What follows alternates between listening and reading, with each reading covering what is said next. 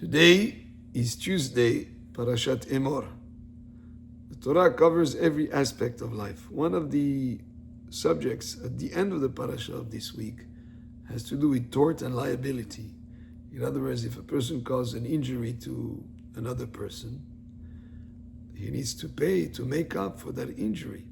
So in the Gemara, it gives us the various payments that need to be made. So there are 5 of them.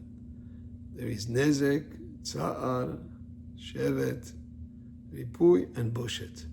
So Nezek is a person injured, a person caused him like a lack of ability to do certain types of work. And therefore, if he was to be sold as a slave in the time that they were slaves, then he would be worth less money. So that's the amount that you pay for a loss of value for that person in terms of his professional ability to carry whatever he would do as a person that does work. Then tsa'ar, the pain, you have to pay to compensate the person for pain. Then ripui, you have to pay the medical expenses for healing him. Shevet, then you have to pay for his time off of work. Usually he would earn a certain amount by doing some work, so you have to pay him for a loss of wages. And finally, boshet, which means embarrassment.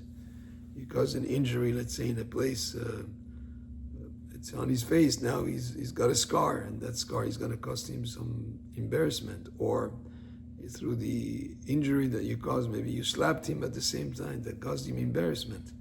Embarrassment has also a value that is assessed.